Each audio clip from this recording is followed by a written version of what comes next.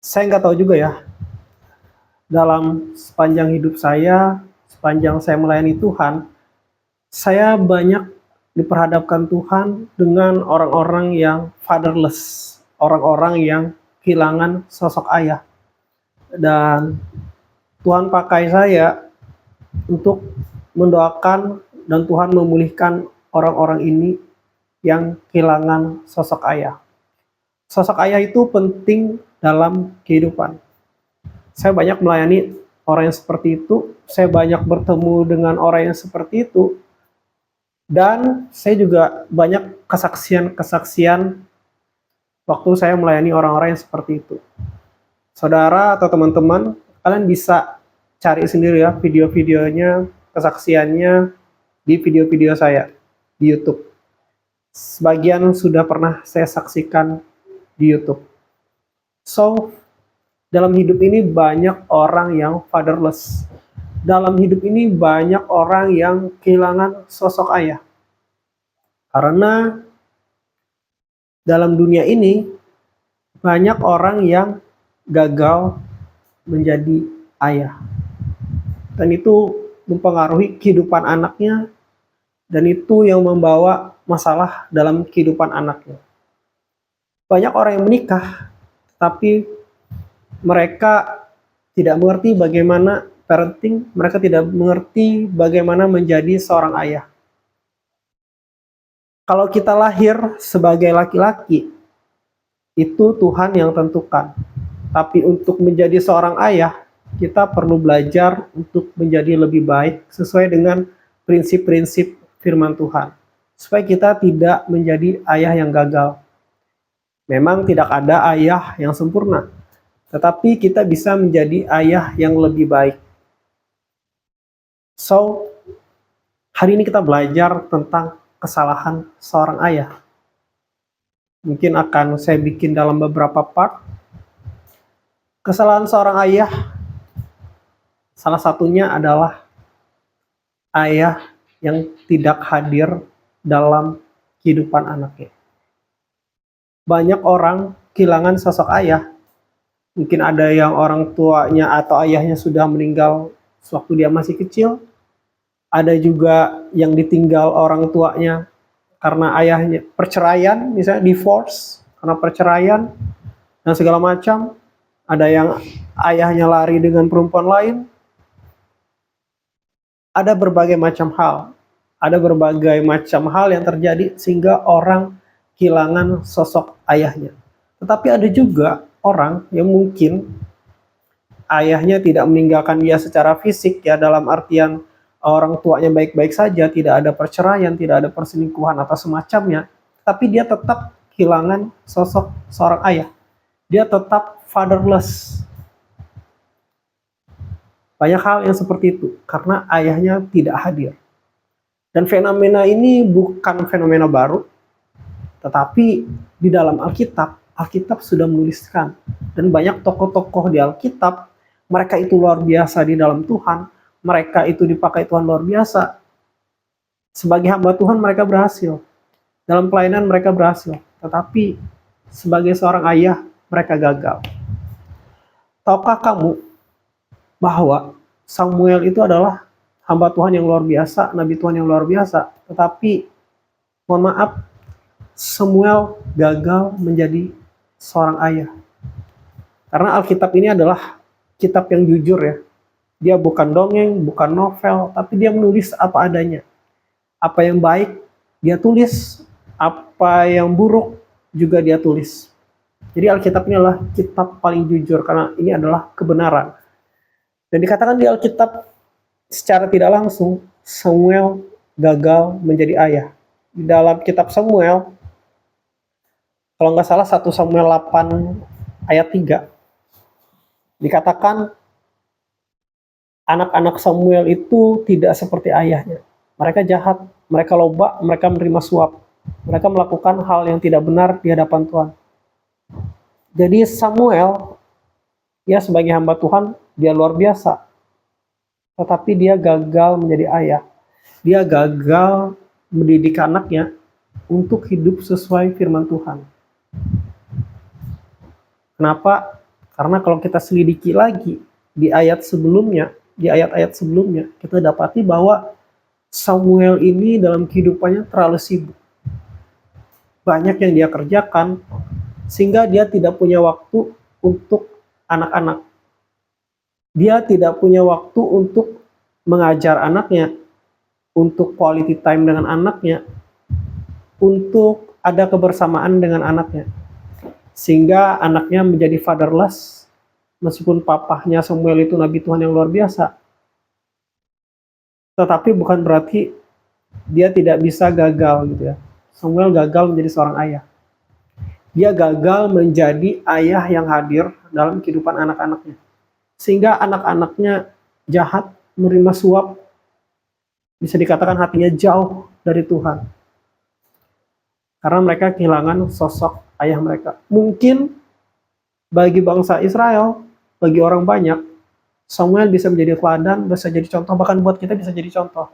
Tetapi dalam hal yang ini, bukan untuk dicontoh. Dia dihormati, dia begitu luar biasa dalam pelayanan, menjadi berkat bagi banyak orang, tetapi dia belum bisa menjadi berkat bagi anak-anaknya sendiri.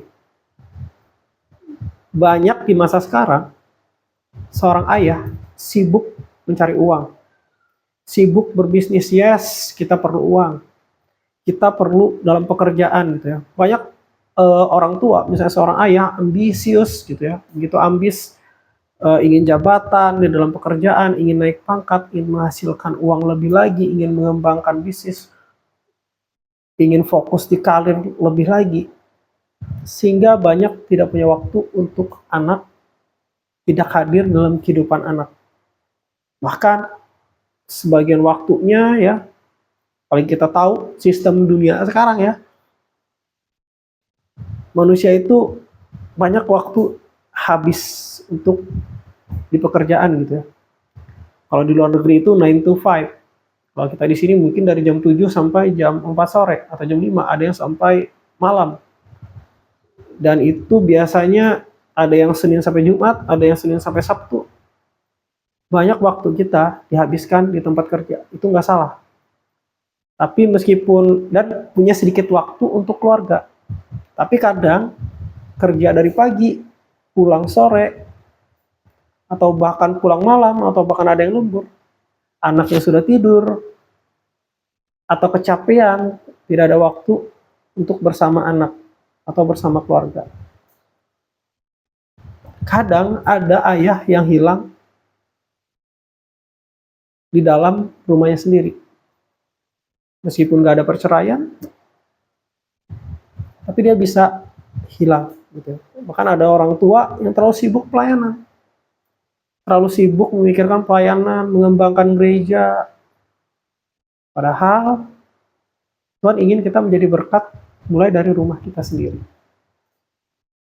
So, saya percaya setiap kita memang perlu bekerja. Setiap kita memang perlu bekerja, tapi di antara waktu kita, biar kita seperti firman Tuhan katakan, ajar kami menghitung hari-hari kami sedemikian, ya. Jadi kita perlu belajar untuk membagi waktu, yang mana untuk kerja, dan itu penting, yang mana juga untuk keluarga, untuk anak kita. Jangan sampai anak kehilangan sosok seorang ayah. Dan ada juga itu yang hilang di dalam rumah ya. Kalau hilang yang di luar, juga banyak kasus seperti itu. Yang di luar misalnya demi kenikmatan sesaat, mungkin demi selingkuhan, harus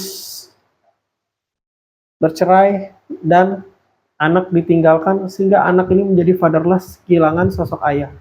Cuma demi keinginan dagingmu, kamu meninggalkan, melantarkan anakmu, sehingga anakmu kehilangan sosok ayah.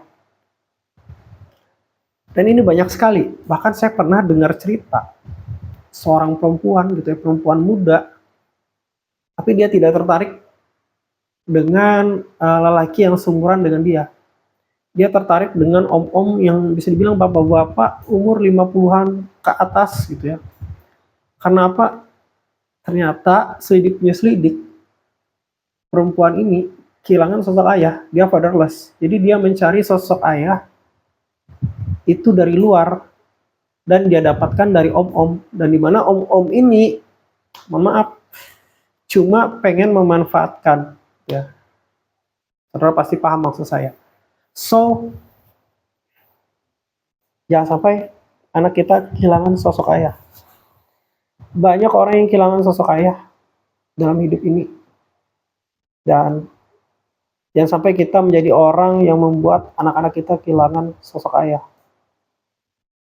Kalau kamu kehilangan sosok ayah saat ini, Tuhan adalah Bapakmu yang kekal. Dan biarlah kamu mengalami kasih Tuhan dalam hidupmu. Ya, kamu nggak bisa pilih. Ya, harus lahir di keluarga seperti apa, kamu nggak bisa pilih. Misalnya kamu lahir di keluarga yang broken. Kamu nggak bisa pilih kalau ayahmu mungkin sifatnya seperti itu, yang tidak baik. Misalnya selingkuh atau apa, atau pilih kasih atau seperti apa. Kamu nggak bisa pilih. Ya, karena yang menentukan kamu di situ adalah Tuhan. Tapi kamu bisa belajar untuk mengampuni, dan kamu percaya di balik semua itu Tuhan punya rencana. Tuhan bisa, dalam artian gini, di balik semua itu Tuhan bisa mengubah keadaanmu menjadi baik. Dan pesan bagi ayah, seorang ayah, jika kamu saat ini seorang ayah, belajarlah untuk hadir dalam kehidupan anak-anakmu. Jangan sampai mereka kehilangan sosok ayah. Kalau sudah terlanjur, bagaimana? Belajarlah untuk memperbaiki. Rendahkan diri untuk minta maaf. Mungkin kamu bisa datangin anakmu, kamu bisa peluk dia, kamu bisa minta maaf kepada anakmu, dan mulai memperbaiki diri. Mereka nggak bisa pilih loh, lahir di keluarga kamu menjadi anakmu.